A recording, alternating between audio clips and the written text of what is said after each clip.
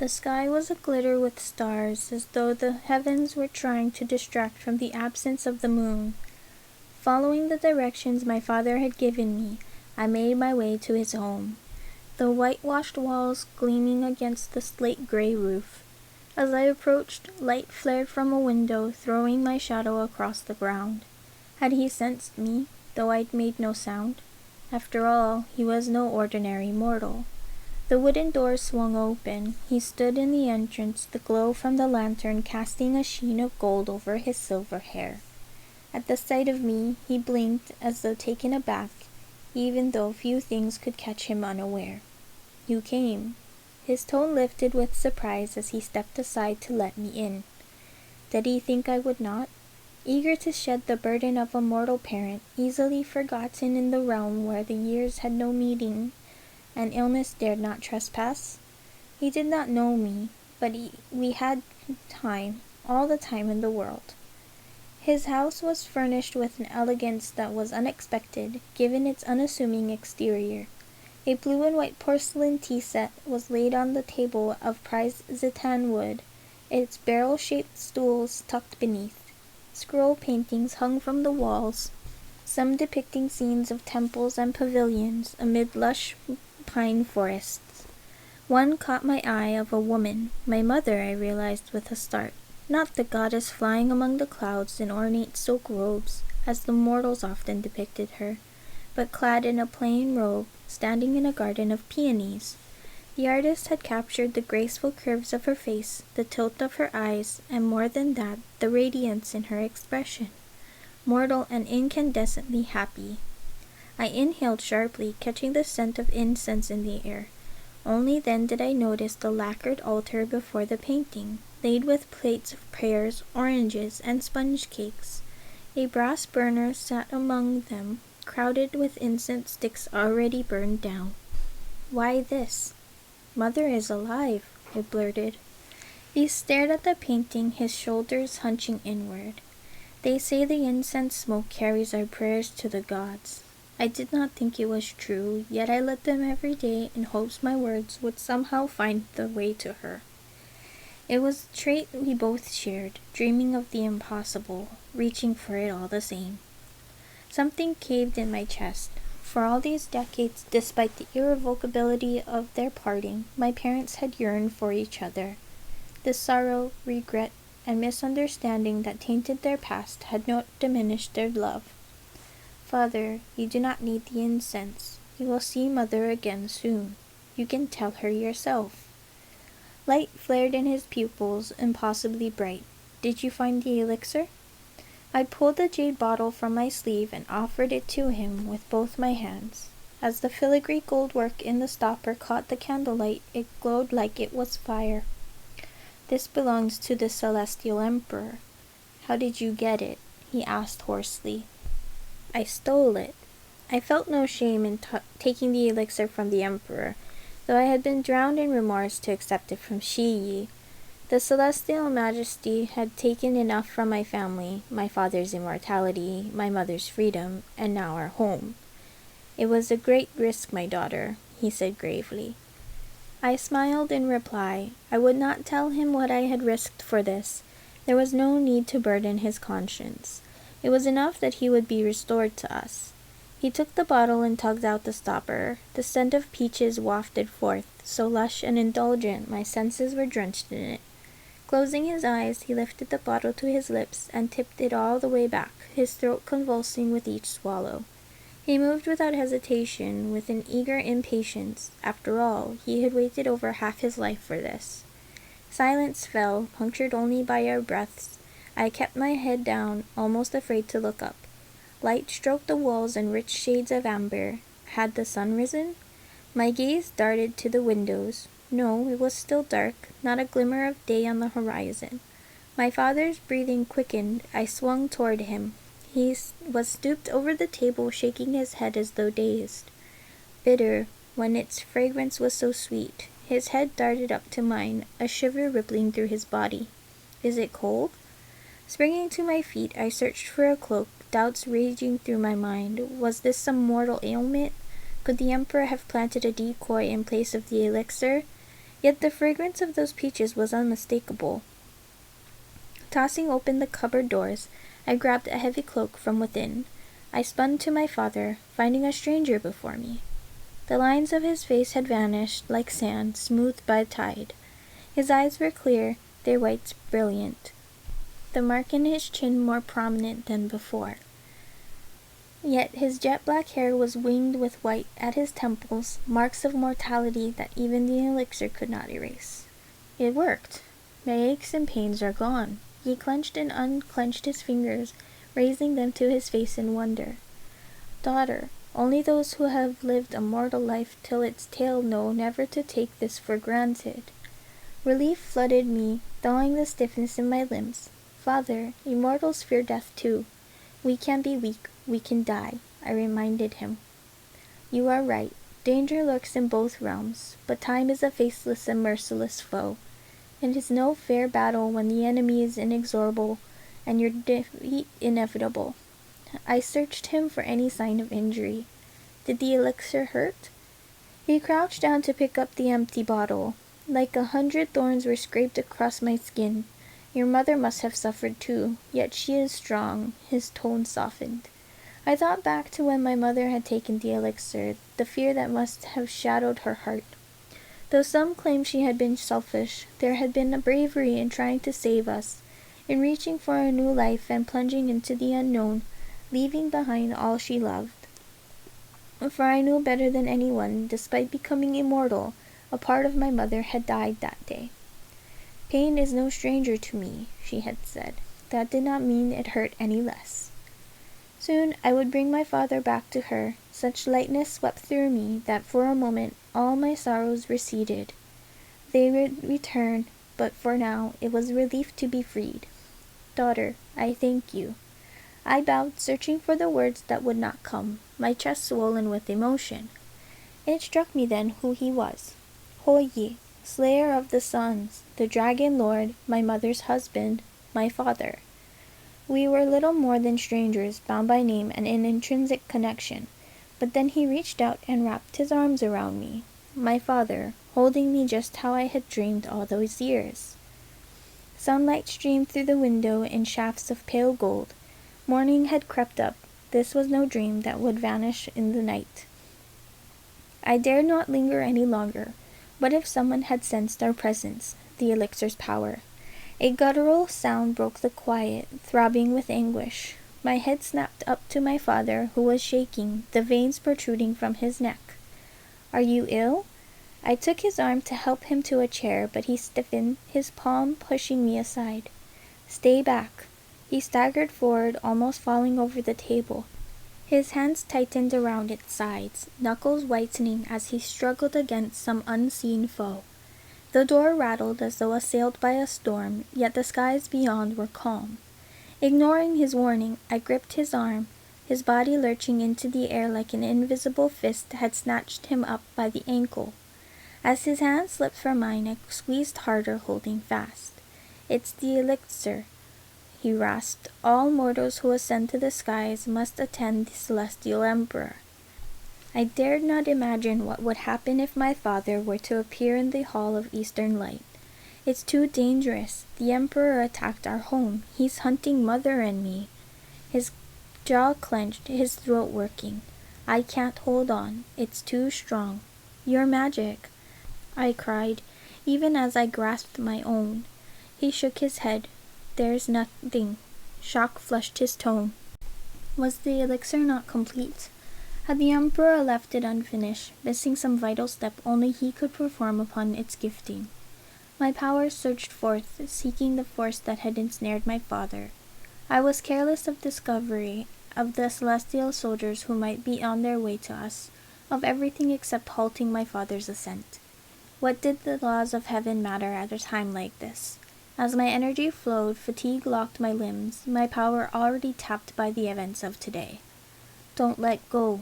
Each word was uttered in a disjointed rhythm. Silver light streamed from my fingers, enveloping him in a gleaming shield. It was not enough. The enchantment that dragged him away was strengthening. His eyes rounded like marbles, his hair streaming wildly across his face. I clasped his hand harder, numbed from the strain. This pull, it's coming from inside me, he said breathlessly. Of course, this was not some force that had swooped in from the heavens, but flowing through his veins, from the elixir consumed. I chided myself for thinking it would be a simple matter of my father drinking it and us returning to the skies to reunite with my mother. I should have learned by now that things were never that easy. Closing my eyes, I reached for my magic again, casting it down his throat this time, after the trail of the elixir that glistened like shimmering serpent. A thudding filled my ears, his heart beating much too fast, pumping the elixir through his blood. Gold threaded through the crimson, brighter than any mortal's blood, suffused with that honeyed fragrance, grown sickly sweet like fruit on the cusp of spoil. My power rushed through his veins, prying him free of the elixir's hold, a painstaking effort like trying to untangle a folded cobweb. Choked sounds wrung from my father's throat. Still I pushed on. Was I hurting him? Undoubtedly in the way he flinched, yet I dared not stop. A moment's pause, and he would be ripped from my grasp, hurtling toward the celestial kingdom and into utmost peril. Fatigue sank into my bones, an ache crawling from the base of my spine to my neck, until I could barely stand. Clamping my jaws, I quelled the instinctive urge to halt my power, streaming forth untamed, burning the taint of elixir away until at last the pull on my father eased. The blazing gold that ran through his veins dissolved into pinpricks of light, his blood now shining as that of any other immortals. The scent of peaches faded, leaving only that of wood and earth. My father's body shuddered as it descended, his feet sinking to the ground. Still I would not let go. "Did you want to bring anything?" I asked. He shook his head. "All I have longed for is in the realm above." Together we dashed outside into clear morning, the sky vivid aquamarine, the air glazed with warmth. I summoned a cloud, which we leapt upon, a rush of wind spiraling down to bear us along. Neither of us spoke, our breaths unsteady, the anxiety of the night only just beginning to subside as the shores of the southern sea glistened ahead. Before entering the waters, I cloaked my father in invisibility, just as Leeway had done before. The guards at the palace entrance cast only a cursory glance our way, and we slipped into the bright pearl palace without incident. Yet the farther we walked, the more his steps lagged. "Father, are you all right?" His lips lifted into a smile as bright and fleeting as a shooting star. "It has been a long time since I felt this way." He brushed shaking a palm over his hair. "How do I look?" His question surprised me. I almost laughed aloud, suddenly as giddy as he was. "Don't be nervous. Mother will be overjoyed." "I'm not nervous." The slightest tremor shook his voice. "Does she know about me?" "I didn't tell her. I kept my word." His fingertips brushed his cheek as though tracing the lines that had once creased their surface. "My face," he said haltingly. "A foolish thing to worry about." I picked up a silver plate from the table, inlaid with coral along the rim. Wordlessly, I lifted it to him so he might see his reflection, a face more strong than handsome, the one my mother loved still. He stared at it for a long while, though I did not think him vain. There was no pride in his expression, just wonder. His eyes darted from the mirror to my face. "I see us, my daughter." My heart soared. Now that we were safe, it finally sank in. My father was home. He rapped his knuckles against my mother's door. As it swung open, she stood in the entrance, her gaze moving from me to my father. No one spoke, no one moved, as though we had been turned into stone. In all my fantasies of reunion, I had not imagined this stillness, and I had dreamed of this day. Dreams so secret and burrowed so deep, I had never dared to speak them aloud. There was none of the violent joy I had anticipated, of tears and gasps and loving embraces. Had too much happened? 50 years to an immortal was gone in a blink, and yet to a mortal it was over a life half lived. They had spent more time apart than together. Perhaps they needed to learn to be with each other again. And though I could not bear to think of it, there lay, too, the unspoken rift between my parents, as vast as the skies that had once divided them. My mother's theft, my father's anger, his deception in not revealing himself, letting her weep by his grave, the decades of regret, recrimination, and sorrow, which might not to be so easily forgotten. Hoye. At last she spoke, the frail whisper rising from her throat. Is it really you? Her shock morphed into disbelief, and then rapture. Chang'e, my wife, I have returned at last, he said quietly, an unreadable expression on his face. Her cheeks flushed like camellias, her eyes glistened like dew, but then she froze, bending her head. I'm sorry, Hoyi. I took the elixir, your elixir. I was so scared. I thought I was dying, and our child too. The doctors frightened me, and the pains came too early. I was all alone. Her words tumbled out in fragments, her anguish as raw as though it had been yesterday. He did not speak. He was still angry despite what he had said. Could he forgive her? Perhaps the spark of his rage had remained unquenched, flaring to life when confronted with her. Perhaps he blamed her still, even without knowing it, and a part of me wondered how could he not. I was furious, he began in a low voice. Wretched in my grief, those were my darkest days, worse than any battle I had fought, any loss I had suffered. Betrayal cuts deepest when it stems from those you love, for then you feel twice a fool, broken and hurt, all at once. For then you do not even have the solace you most crave. I tormented myself, wondering if that might have been your scheme all along, that you desired immortality more than me. He spoke slowly as though these words were wrenched from him, and when years passed without a sign from you, a single message, I almost hated you then. A strangled sob erupted from my mother, the back of her hand flying to her mouth. I stiffened at my father's harshness, yet I also wanted to weep for the suffering knotted in his heart all this time. While my mother and I had each other, it was he who had been left alone. And I understood how he felt, his words stirring me in an echo of my own betrayal at Wenji's hands. Yet I had seen my mother's suffering and anguish, and no matter what my father had gone through, I would not let him hurt her. Before I could speak, my father took my mother's hand. I first saw you at my grave a year ago. I restrained myself from confronting you, for I believed you faithless. A part of me was also ashamed of what I had become, while you remained luminous as the day we wed.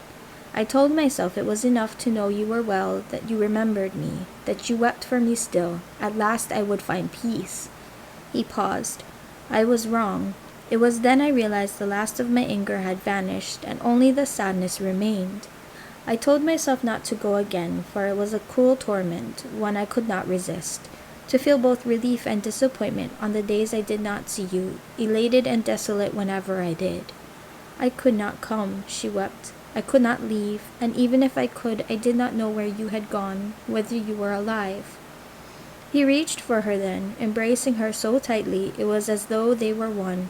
I am sorry too, he whispered fiercely into her hair, for leaving you alone and not listening to you. I was thinking of myself and what I feared and wanted to be true. I would have given the elixir to you. I should have offered it to you before. I would never have let you or our daughter die. You made the choice I was too selfish and afraid to make. Silence stretched wide and deep. Lightning could have struck the ground. Wild beasts could have rampaged through the corridor. Yet nothing could have torn them apart.